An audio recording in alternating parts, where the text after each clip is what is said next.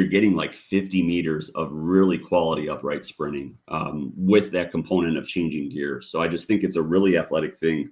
And I'm fortunate to have a lot of pretty cool equipment where we can measure to actually see what their velocity is throughout. I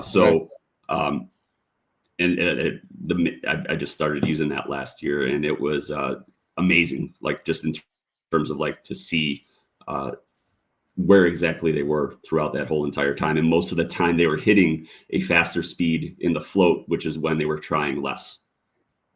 That's it. That's probably the case for like 80% of kids. What tool were you using for that? Are you using like a GPS, or are you using timing system? I have a Muscle Lab laser. So it's you actually put it either behind the athlete or in front of the athlete, and the laser is like shooting from behind them, so it's always on the athlete. So it's not like they're running through timing gates. It's the laser is always right, on. right. Yeah. Interesting. So it's like that. What's the other one that's similar? Like the Stalker radar gun is similar to that. Like they have an option there, but it's different in that the beam is always on them. That's interesting. I actually, that's the first time I've ever heard of that. I didn't even.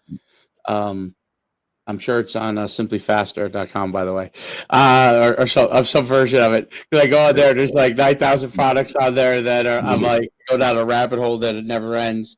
That I'm like, oh, I'd love to have that toy, but I can't. That toy is $10,000. But yeah, there's all kinds of great stuff on there.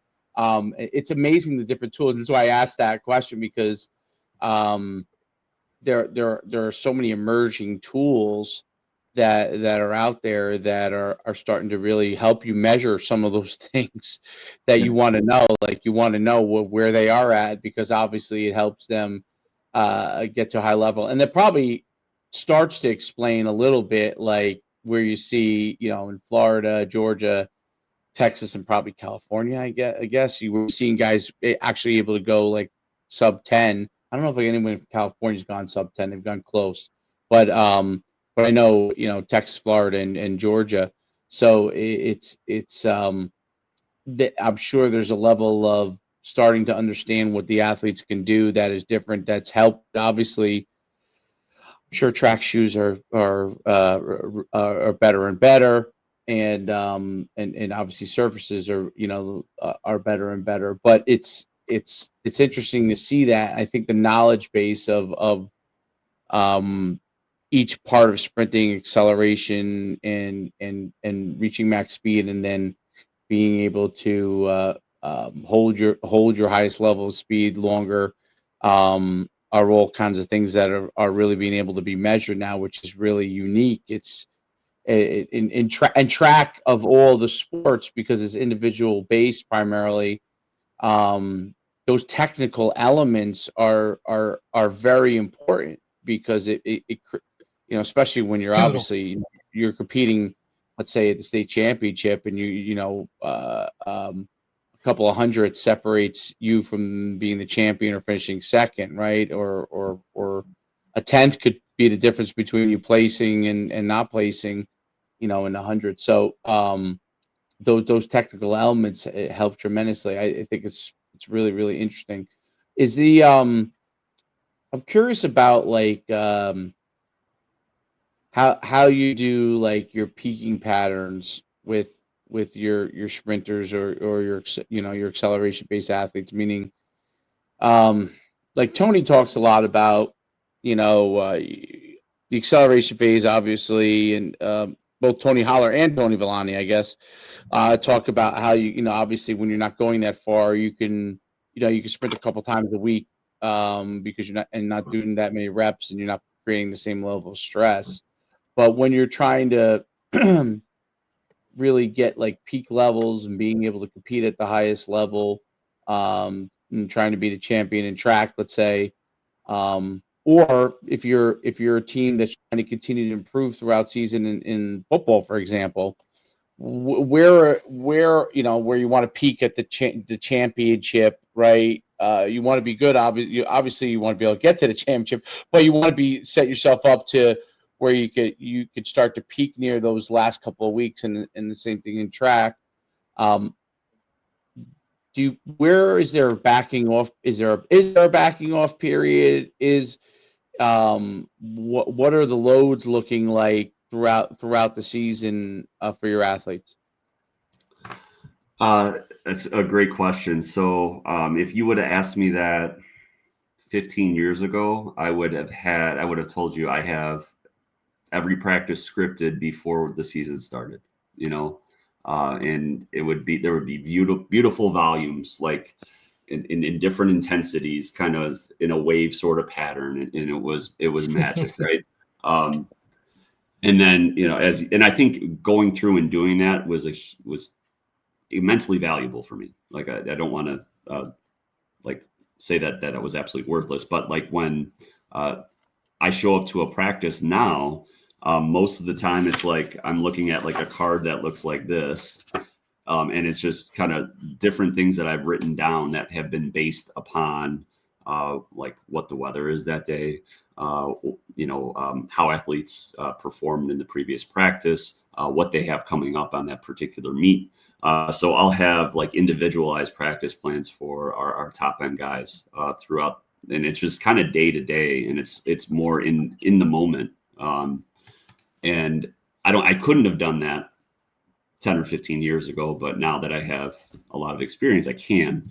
But to kind of more directly answer your question, I would say the big thing for us when our end of the season, our postseason is going, is to make sure that we just eliminate the noise from our programming. Like I think that there can at times we have some sort of noise sort of built in just to kind of cover certain aspects to make sure that our training isn't biased to one particular area. But I think we start to strip things away. Just to make sure that, we're just focused on that main thing. We're focusing on the athlete's strengths at that time. We don't really care about the weaknesses. We're going to try to accentuate the strengths. And it's very individualized. I have athletes who need to lift weights in order to feel great on the track. So I'm not going to pull that away from them because that's something that they feel they need. So we're going to make sure that we implement that smartly. There's other athletes who feel slower when they're lifting weights. So that's what I mean by the noise. Like an athlete who, doesn't feel the need to lift weights during like a peaking session, we're still going to have them lift throughout the course of the season because we know that there's some benefits there. But then we're going to strip that away as we get into crunch time. So I'd say it's very individualized. I have some athletes who need quite a bit of volume. Like they feel the need in order for them to feel their best, they have to have a higher volume. I have other athletes who it's like 1 or 2 reps and that we're good, so it's very individualized. You see, Rob, that's so interesting that you bring up that whole, some guys need more, some guys need less. We literally just had this conversation, I want to say either last week, Dave, or this week on a podcast where we were talking about how certain guys need certain things yesterday that are privy to, right, where they're privy, like that's where they're like they have to do certain things or reach certain volumes when it came to warm-ups, right? And I think we referenced Dak Prescott when the video went viral a couple of years ago with his hip exercises before a pregame and doing all that kind of stuff to get himself going. Now, whether it's a placebo effect and mentally or whatever, or physically actually does something, like I would love for you to touch on that a little bit more, even more so, like certain athletes having to do or wanting to do certain things. Because I think we even referenced the fact that like some guys had given him the data like, hey, that doesn't help you, right? But like when it comes to actual physical whatever, but for the mentally, it just put them in that quote zone for them to get ready, or they needed that to get ready. What's your stance on that, Rob? Have you seen anything like that in terms of your athletes? Oh, absolutely. So first and foremost, I think the biggest barrier or the biggest strength of an athlete is where they're at in between their ears. Yeah. So like, oh God, yeah. I think we all feel like as coaches, like, we did this workout and And, you know, I'm great Right. at instructing the technique in this and whatever, but like when an athlete is like really feeling good about where they are at, like that's when you see those things that just happen where you're like, oh, damn, you know. And I think it just in general, like we're all only like scratching the surface as our potential in humans in general. You know, like we really don't know what we're capable of. So anything that I can do to get an athlete's belief higher, I think is huge. So I've had athletes like a lot of times for warm-ups, you know, I have like a scripted warm-up that I say, hey, you know, this is something, you know, that I would like you to do, but feel free to add anything into it. If there's something that you don't like on there, like let's talk about it. We can find an alternative.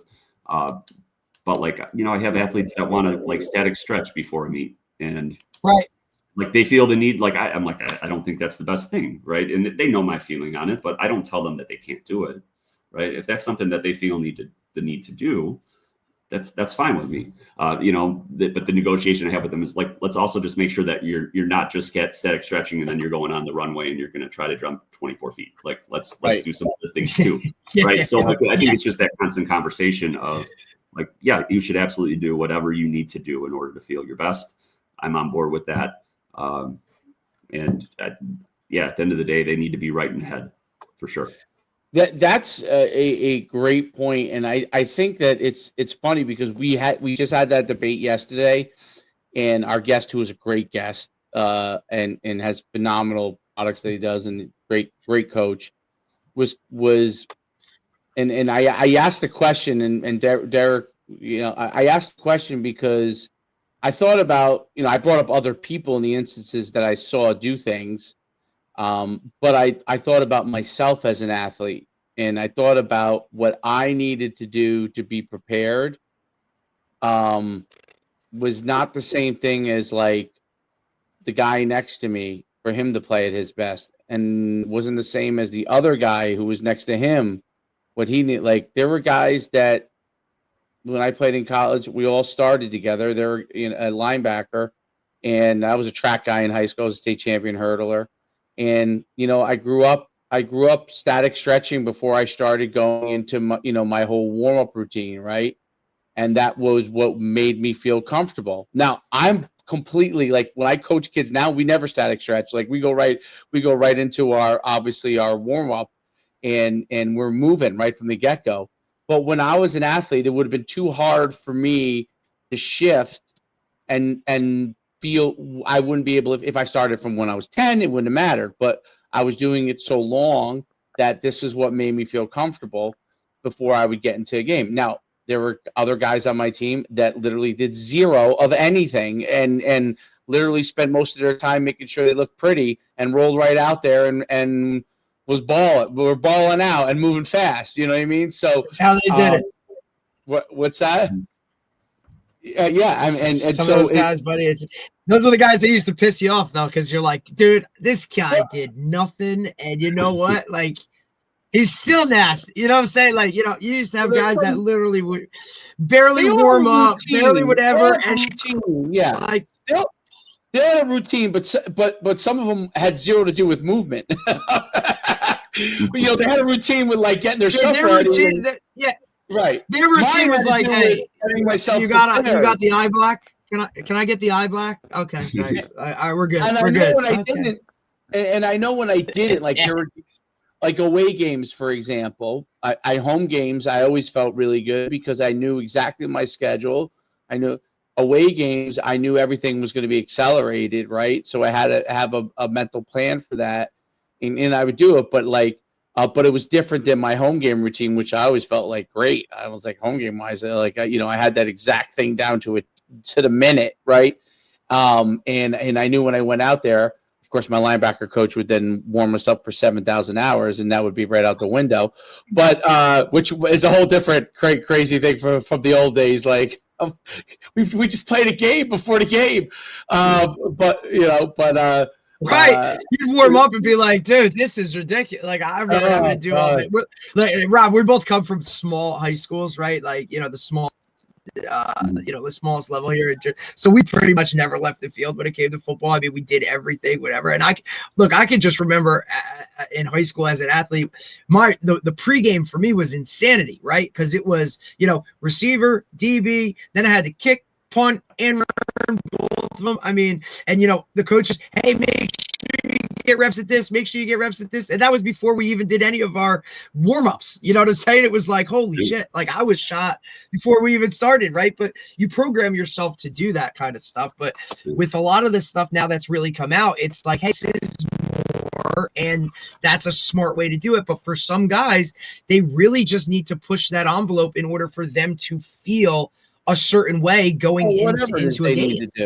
Yeah, right. Whatever. Look, and you can educate. There are guys that needed to lift. You know what I'm saying? Some of those guys get a good there is data.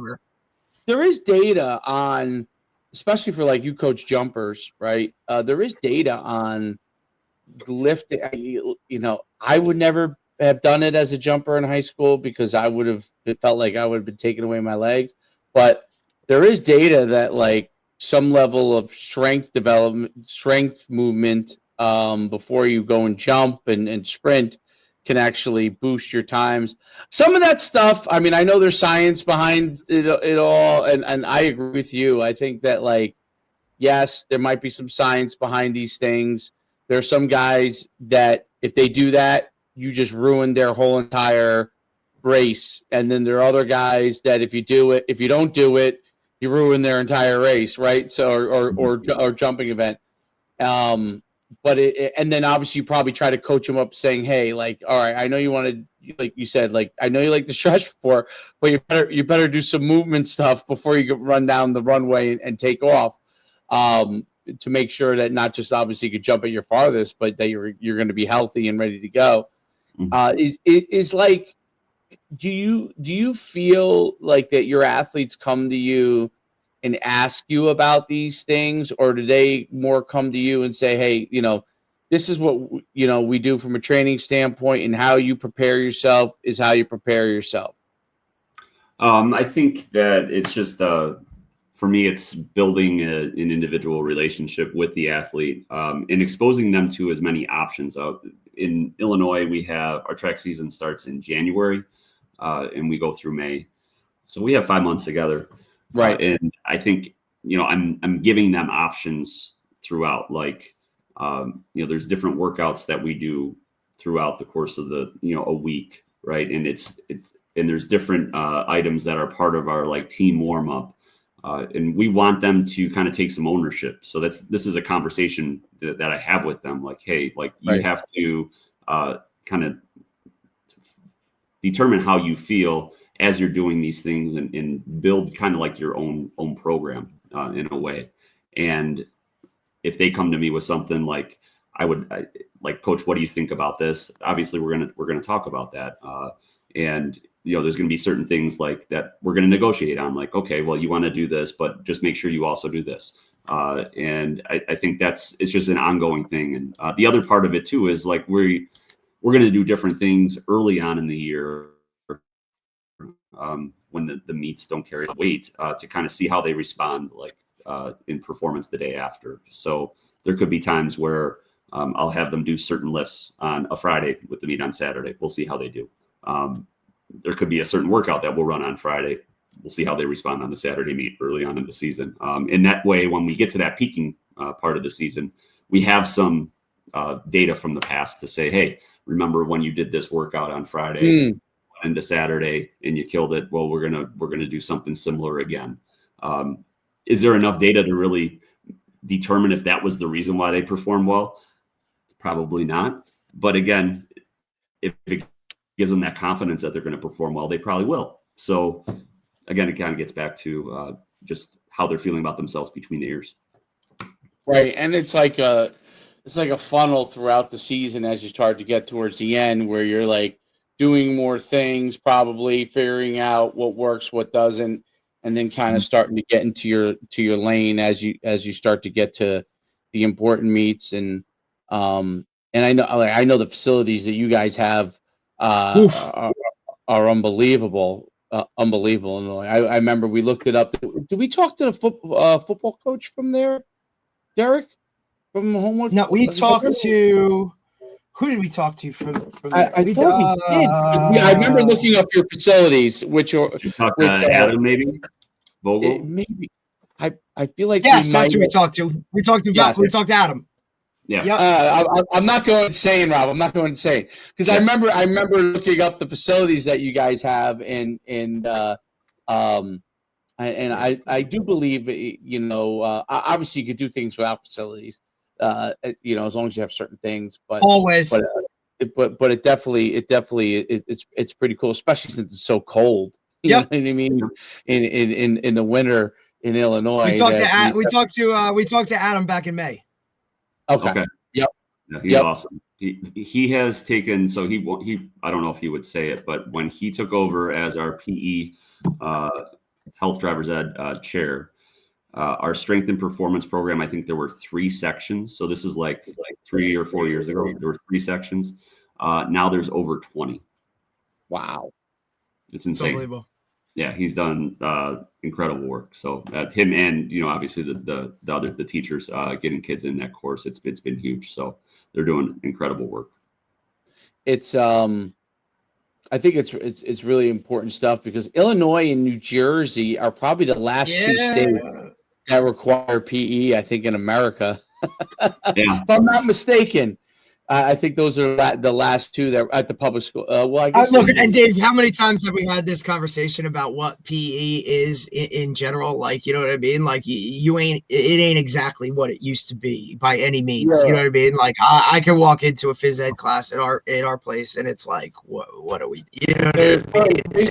And you kind of just the places that have the structure, right? Like where they have even that option, because. This isn't like, especially in Jersey, it's not like Texas where your first blood of the day is football or a sport, right? That's not the case here. So even correct, right, where sports, kind of are a focal point within the educational curriculum daily, right? So even those phys ed courses like, Dave, when I was out Olive, right, in Morris County, like there was a section of, weightlifting or, an agility class where you sign up for that. And when you go to phys ed, like that's your block of time. You go to the weight room and you work out. And we would always ask our multi-sport guys to make sure that, hey, take that. So when you go to phys ed, you can still get your lift in or whatever it may be.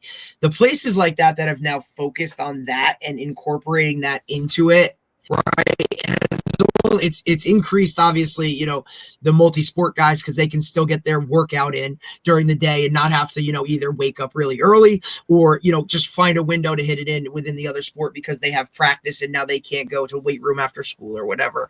We've just seen those places kind of, go more to the top, right? It's just when it's a focal point within it itself. But for the most part, maybe it's roll out a ball and go nowadays in phys ed, right? There's no, any more physical fitness tests where you're timing miles or you're doing any of that type stuff. Like it's just really like how do I get my credits? When I and I didn't end up becoming a phys ed teacher, but I did my student teaching at Ridgewood in New Jersey, and that's where what's his name, who was the head football coach there for a million years, Chuck Johnson. Where? Chuck at Ridgewood, yeah. So when I did my legend, yeah, this is a long time ago. But when I did it there, and then I ended up opening like training facilities. But when I did my student teaching there, Chuck Johnson had one of the reasons why their athletic department was so good was because they structured their PE program to really focus tremendously on. It was the first time I had ever heard like their thing was wellness, right? So athletes could go in and develop, within their block, be able to do the work that they needed to do. Regular students could focus on wellness courses to be able to general conditioning, general, health and fitness stuff. And they would. It was the first time I had seen, like, they used to walk around with the polar. They would do the step up test and measured up. They would measure it, and they would do it with every every student that was in the fitness courses. That was like their pre and post assessment to see if they developed from a fitness standpoint. But it allowed them also to be able to Chuck really kind of push for it, because it allowed him also to be able to not just obviously help the students, but his football players were in the program, and he could really kind of start to measure them back way before. This was like, I did my student teaching in 2003. So this is really like, there wasn't a lot of that being done at that time. And I was so impressed by the program and what they were doing. But it's, but that's a great example of what, what Adam's doing. Like, it's amazing, because obviously it helps your student athletes, but it also helps the general student population as well be able to. And sometimes you end up getting athletes, believe it or not, out of that, because kids who like didn't play sport, they start working out and they start seeing gains. And they start feeling that good. They start feeling good. They start getting that little, you know what I mean? Maybe I can play X. Maybe I can play a sport. Maybe I can try this sport. And track, I think you get a lot of athletes from that. Can get a lot of athletes from that standpoint, because very rarely before high school are a lot of kids running track, unless they were in a middle school program. But the star junior track athlete, you probably know who that kid is from the time he's coming up. But the majority of your other track athletes are coming from some other sport. Like my father, right, who is track coach, he for girls, he used to recruit literally. You know what he recruited? Cheerleaders. You know why he recruited the cheerleaders? Because they did all the gymnastic stuff, and they were doing all the jumping and tumbling, and he needed jumpers. And those girls were his jumpers, and I coached some of them, and they were fantastic jumpers.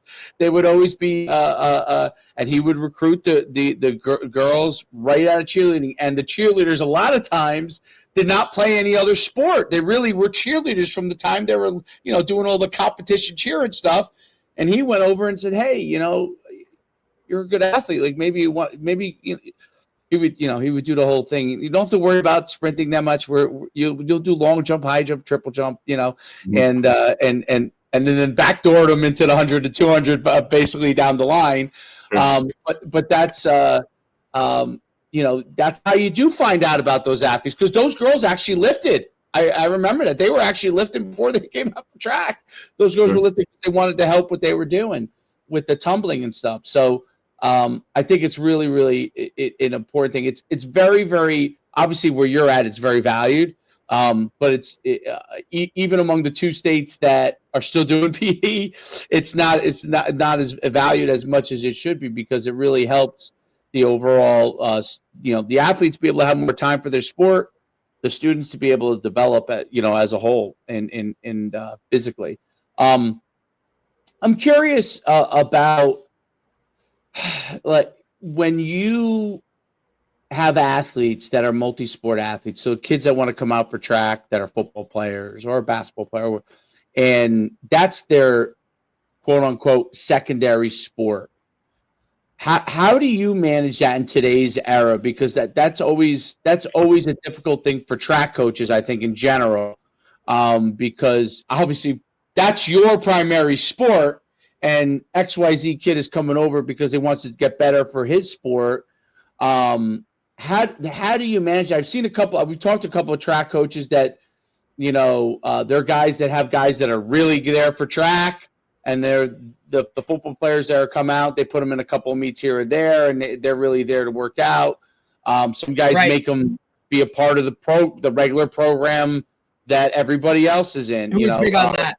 Who talked about that? Coach, when we had our coach from Grayson down in Georgia, right? He talked about how even his fastest football players that had come out for track, right? Like they just came out and they were football track guys. But on the other hand, like he had his guys that were, running meets in the fall and the winter, and they're on, club track teams, and the just the difference in that aspect, right? Like I think, that was something that was extremely eye-opening, obviously, for me, one, because I've just never been in that world, right? And, two, it was eye-opening just to know that there's, that many kids out there that are going to be, that are that fast, that can do all those kind of things, to be like, hey, this guy doesn't compete for us. He just comes out here, but if he came up here to Jersey and did it, he'd probably be he'd be on the podium for the the state finals. Sure. Yeah. So I think really what it comes down to, this is the conversation we have with kids is, it's one of our standards is just, can you communicate? If we have, I think probably the biggest one that we run into in terms of like, there's not many conflicts in regards to football at our school anymore. So and then there's nothing like there's no spring football, right? There's 7-on-7, but again, we encourage kids, if you communicate and you have a tournament or something like that, we can work around that as long as you let us know on the front end. And it's similar with AAU basketball. That's probably the one that's harder to battle in general. Yeah. Especially I would say in your state too, right? Because I think Illinois is in comparison to Jersey, where hoops is a big deal. Sure. It is, whether it be the AAU thing or just teams in general, football, yeah, but basketball is a really big thing here that we compete with, and I would assume Illinois is a lot like that as well. Yeah, there's no off season with basketball. There's just zero. Right. It's high school season into AAU, back to summer for high school, back to AAU. It's ongoing. So that's the one that's the hardest, I think. And we've had some successes with kids who were in that boat. We've also been burned many times, and it really comes down to their ability to communicate and be upfront about how things are working. And we can work with kids for sure, but it really comes down to their ability to communicate on the front end. And sometimes it's not necessarily the kids that are the hard person to deal with. It's the parents, so right. It just depends on that communication component from all three parties, I suppose. No, that makes a ton of sense. It's always the development of the athletes, and when they come to you, and it's their quote unquote secondary sport. Although so many times I feel like having coached both football and track,